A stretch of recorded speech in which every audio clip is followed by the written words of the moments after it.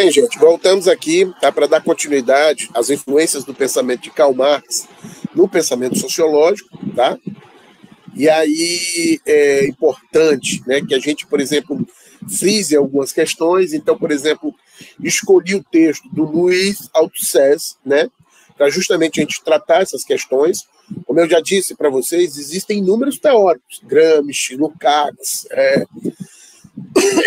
pessoal da escola de Frankfurt, né, Walter Benjamin, que também tem uma influência muito grande, né, em relação ao pensamento marxista, né, mas o próprio Bourdieu, que a gente vai ver posteriormente, né, antes de falar do Adorno e um pouco do Max Weber, tá?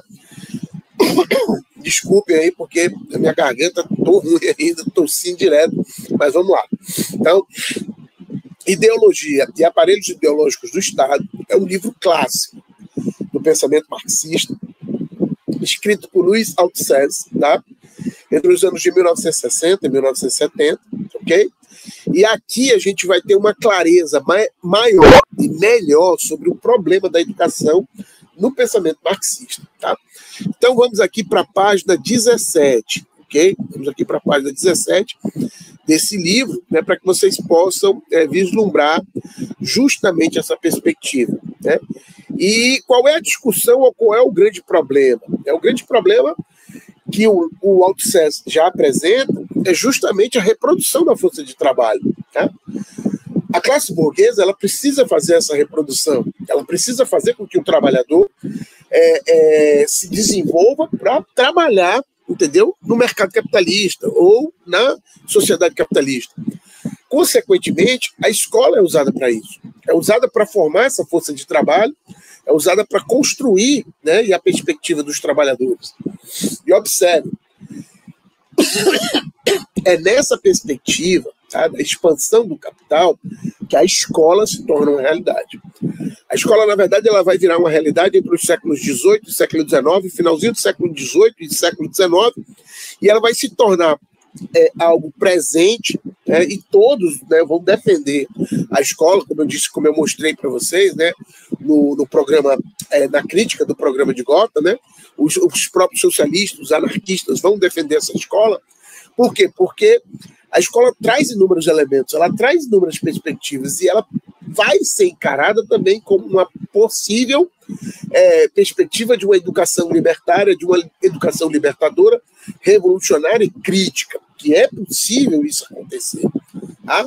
O próprio Paulo Freire vai se desenvolver nessa vertente, vai pensar essa realidade. Para a sociologia, né, a sociologia precisa entender isso, a sociologia precisa compreender essa realidade social e, consequentemente, vislumbrar e tentar achar o lugar da escola, né, entender o lugar da escola na sociedade. Qual é o lugar da escola na sociedade? Né? O pensamento de Durkheim é um, o pensamento do Marx é outro, do Weber, consequentemente, é outro. Vamos ver aqui o que o Louis Althusser fala, né, dentro dessa perspectiva, aqui na página, né, 17, sobre justamente, né, tratando, né, da formação, entendeu? Da reprodução da força de trabalho. Vamos ler aqui alguns trechos desse livro que é interessantíssimo. Contudo, há uma coisa que, de certo modo, não pode ter deixado de espantar o leitor. Falamos da reprodução dos meios de produção, mas não da reprodução das forças produtivas. Portanto, não falamos da reprodução daquilo que distingue as forças produtivas dos meios de produção, ou seja, da produção da força de trabalho. Se a observação do que se passa na empresa, em particular o exame da prática financeira, das previsões de amortização e investimento, nos pode dar uma ideia aproximada da existência do processo material da reprodução, entramos agora num domínio sobre o qual a observação do que se passa na empresa se não totalmente, pelo menos quase inteiramente cega, e por uma razão de peso, a reprodução da força de trabalho passa-se essencialmente fora da empresa. Então, observe, tá, que o Louis Althusser ele está apresentando uma perspectiva e mostrando que a reprodução da força de trabalho não ocorre no chão da fábrica propriamente, ocorre antes, que é um processo social que se desenvolve antes. Como é assegurada a reprodução da força de trabalho? Né? Como ela ocorre? Tá? É assegurada dando à força de trabalho o meio material de se reproduzir. O salário. O salário figura na contabilidade de cada empresa, como capital, mão de obra, e, de modo algum, como condição de reprodução material da força de trabalho. Tá? E aí, continuando, o Altussers continua. Né? No entanto, é assim que ele age, dado que o salário representa apenas a parte do valor produzida pelo dispêndio da força de trabalho, indispensável à reprodução desta. Entendemos indispensável a reconstituição da força de trabalho do assalariado. Ter casa para morar, roupa para vestir, ter de comer, numa palavra, poder apresentar-se amanhã, cada manhã que Deus dá ao portão da fábrica. Tá? Essa reprodução, óbvio, né, material, a gente tem que ela ocorre pelo pagamento do salário, como o Luiz Altussers bem apresenta aqui. Né?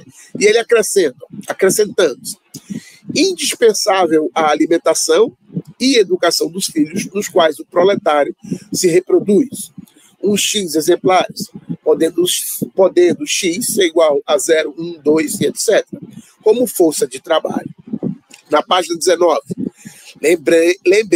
lembremos que esta qualidade de valor, o salário, necessária à reprodução da força de trabalho, é determinado não apenas pelas necessidades, né, de um sistema, né, um sistema ideológico, né, biológico, mas pelas necessidades de um mínimo histórico. Marx sublinhava: é preciso cerveja para os operários ingleses e vinho para o proletário ou os proletários franceses, portanto, historicamente variável.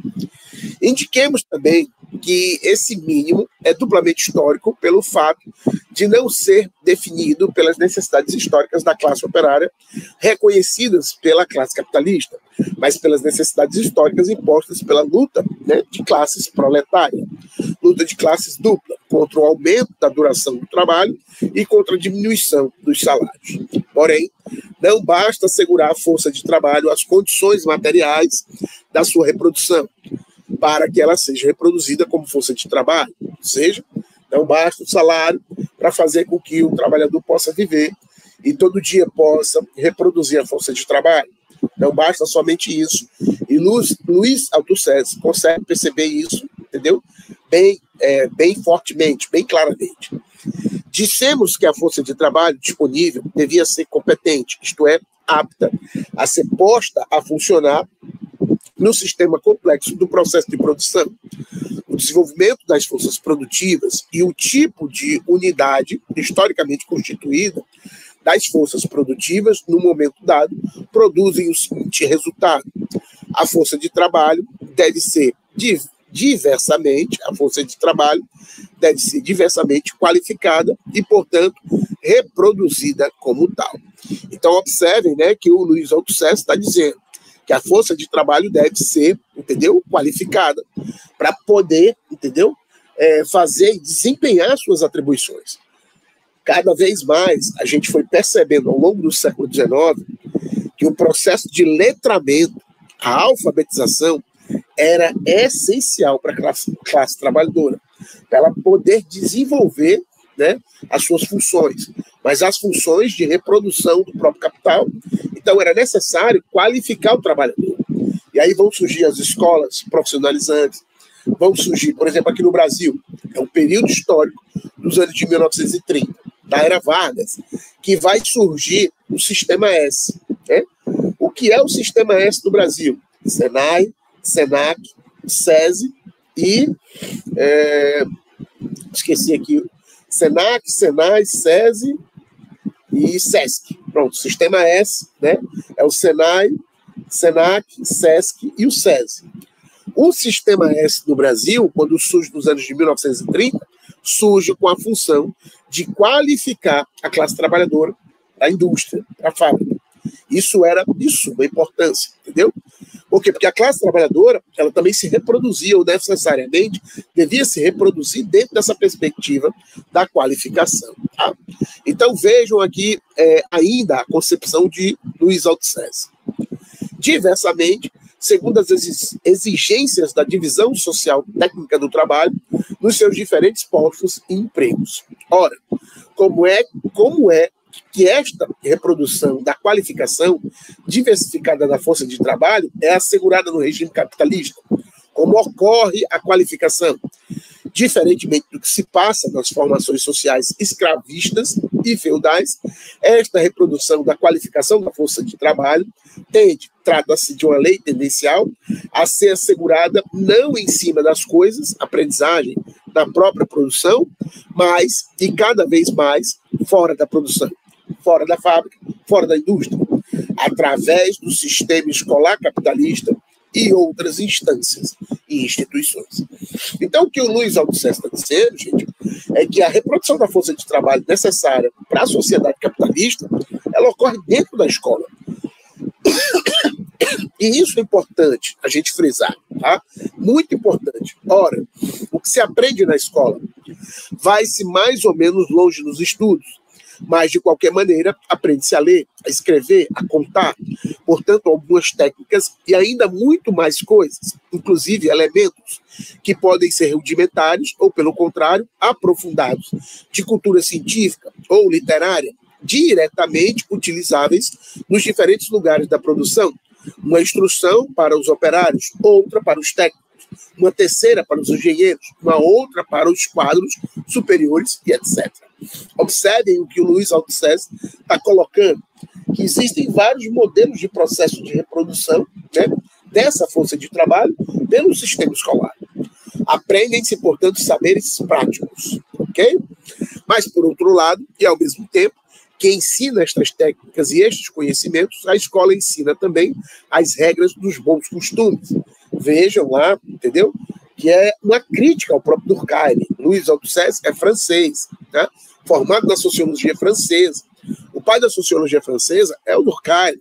Então, existe uma crítica que é o Durkheim. Tá? Então, vejam, tá? Óbvio, vamos ler novamente. Mas, por outro lado, e ao mesmo tempo que ensina essas técnicas e estes conhecimentos, a escola ensina também as regras dos bons costumes, isto é, o comportamento de todo o agente da divisão do trabalho deve observar, segundo o lugar que está destinado a ocupar. Regras da moral, da consciência cívica e profissional, o que significa exatamente regras de respeito pela divisão social técnica do trabalho, pelas regras da ordem estabelecida pela dominação de classe. Assim também, a bem falar, a redigir bem, o que significa exatamente para que os futuros capitalistas e para os seus servidores, a mandar bem, isto é, solução ideal, a falar bem aos operários e etc. Observem, né, que existe toda uma complexidade de reprodução da força de trabalho, mas também do próprio mundo capitalista, ou seja, dos quadros superiores, né? E é isso que o Althusser vai perceber como função da escola, que é algo fundamental. É a reprodução da técnica, como a técnica se reproduz, e ela se reproduz pelo ensino escolar. Enunciando este fato, numa linguagem mais científica, diremos que a reprodução da força de trabalho exige não só uma reprodução da qualificação desta, mas ao mesmo tempo uma reprodução da submissão desta às regras da ordem estabelecida, isto é, uma reprodução da submissão desta à ideologia dominante para os operários e uma reprodução da capacidade para manejar bem a ideologia dominante voltando aqui rapidamente, né, para os operários e uma reprodução da capacidade para manejar bem a ideologia dominante para os agentes da exploração e da repressão, a fim de que possam assegurar também, pela palavra, a dominação da classe dominante. Tá? Então, claramente, para Luiz Althusser, a escola faz um processo de reprodução. Reproduz classe dominante como classe dominante e reproduz classe dominada como classe dominada, dentro das estruturas do sistema escolar. A gente vai ver que essa ideia é muito parecida com a ideia de Bourdieu, ou existe algumas similaridades com o pensamento de Bourdieu. Okay? Por outras palavras, a escola, mas também outras instituições de Estado, como a igreja e outros aparelhos como o exército, ensinam saberes práticos, mas em moldes que asseguram a sujeição à ideologia dominante ou o manejo da prática desta. Todos os agentes da produção, da exploração e da repressão, não falando dos profissionais da ideologia, Marx, né, devem estar, de uma maneira ou de outra, penetrados dessa ideologia para desempenharem conscientemente ou conscienciosamente a sua tarefa, quer de exploradores, os proletários, quer de explorados, os capitalistas. Desculpe, quer de explorados, os proletários, quer de exploradores, os capitalistas, quer de auxiliares de exploração, os quadros, quer de papas da ideologia dominante, os seus funcionários e etc. A reprodução da força de trabalho tem a reprodução da força de trabalho tem, pois, como condição sine qua non, não só a reprodução da qualificação desta força de trabalho, mas também a reprodução da sua sujeição à ideologia dominante ou da prática desta ideologia, como tal precisão que não basta dizer, não só, mas também, pois conclui-se que é nas formas e sob as formas da sujeição ideológica que é assegurada a reprodução da qualificação da força de trabalho. Mas aqui reconhece a presença eficaz de uma nova realidade, a ideologia. Aqui vamos introduzir duas observações. A primeira para fazer um balanço da nossa análise da reprodução. Acabamos de estudar rapidamente as formas de reprodução das forças produtivas, isto é, dos meios de produção, por um lado, e da força de trabalho, por outro lado. Mas ainda não abordamos a questão da reprodução das relações de produção. Ora, esta questão é uma questão crucial da teoria marxista do modo de produção. Não a abordar é uma omissão teórica, pior, um erro político grave. Tá? Então, vamos ficar por aqui e vamos adiantar um pouco aqui o pensamento do Luiz Althusser. Tá? Vamos lá para a página 49, para a gente ver, 43, para ver a definição de aparelhos ideológicos do Estado, para depois a gente voltar e apresentar para vocês como é que o Luiz Althusser, ou a influência do Marx sobre esses teóricos, né, produziu essas ideias. Vejamos aqui na página 43, né? Designamos por aparelhos ideológicos de Estado um certo número de realidades que se apresentam ao observador imediato sobre a forma de instituições distintas e especializadas. Propomos uma lista empírica dessas realidades, que, é claro, necessitará de ser examinada pormenorizadamente, posta à prova, retificada e reelaborada. Com todas as reservas que esta exigência implica, podemos desde já considerar como aparelhos ideológicos de Estado as instituições seguintes. Aí ele vai enumerar algumas instituições, a ordem pela qual as enunciamos não tem qualquer significado particular. Então, veja. Primeiro, aparelhos ideológicos de Estado religiosos, no sistema das diferentes igrejas, segundo o Luiz Althusser. Tá? Vamos lá. Terceiro, tá? Aparelhos ideológicos de Estado escolar, no sistema das diferentes escolas públicas e particulares. Aparelho ideológico de Estado familiar, aparelho ideológico de Estado jurídico, aparelho ideológico de Estado político, sistema político, que fazem parte dos diferentes partidos. Aparelho ideológico sindical, aparelho ideológico de Estado da informação, a imprensa, a rádio, televisão e etc.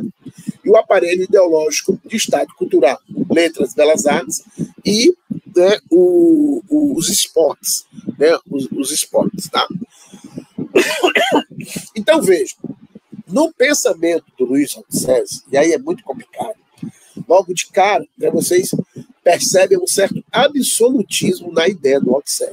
Né?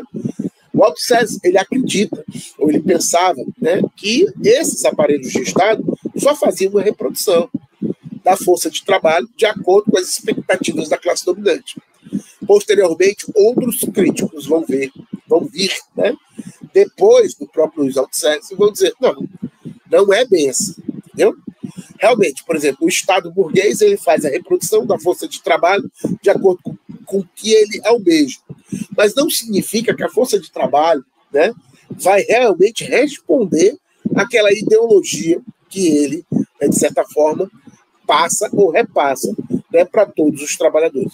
Então, o que existe de fato? Existe uma crítica que deve ser feita até ao pensamento marxista e até o próprio Luiz Althusser, né, para dizer que a reprodução dessa força de trabalho não ocorre simplesmente de forma automática, universal, absoluta, como o Luiz Althusser apresenta aqui.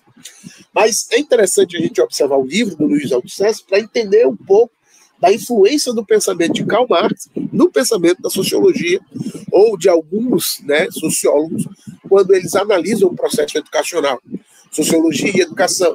Tá? Desculpe. Então é importante a gente entender e fazer a crítica, né? Uma crítica que você pade fazer tanto ao Durkheim quanto ao Marx e o Althusser, quanto ao Max Weber, tá? Então a gente vai ver isso posteriormente, ok? Essa questão dos aparelhos ideológicos do Estado, realmente, por exemplo, existe, né, na sociedade, essa concepção existe, mas não funciona nesse absolutismo, né, que o Luiz Althusser apresenta. A reprodução, gente, da força de trabalho, a reprodução da classe dominante e da classe dominada, ela não ocorre, entendeu, de forma automática. Ela não ocorre de forma automatizada. Ela não ocorre de forma absolutista, universal.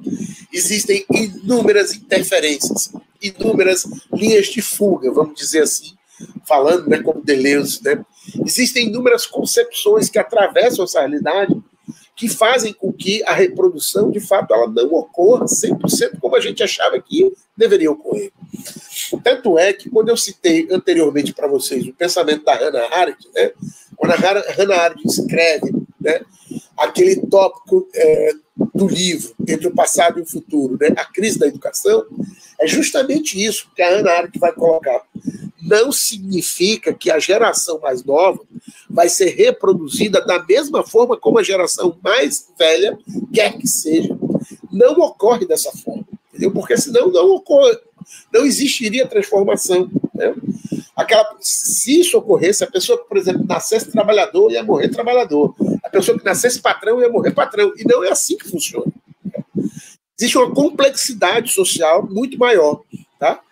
Não é porque existem aparelhos ideológicos de Estado que a reprodução ela vai ocorrer exatamente como pensa, né, o Luiz Althusser, né, como a gente viu nas páginas anteriores.